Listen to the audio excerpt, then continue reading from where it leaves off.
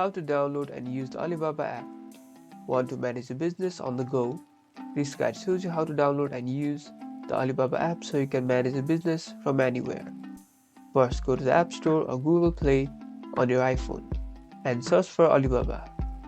You'll see the app with the Alibaba logo. Tap on it to download and install the app on your phone. Once you've installed the app, you can log in with your account or create a new one. The app is a great way to manage your orders, talk to suppliers, and find new products. It's just like the website but on your phone. The app has a lot of great features that will help you manage your business on the go. You can use messaging feature to talk to suppliers, the search feature to find new products, and the order management feature to keep track of your orders. You now know how to use the Alibaba app. Get ready to manage your business from anywhere. Like and subscribe for more business tips.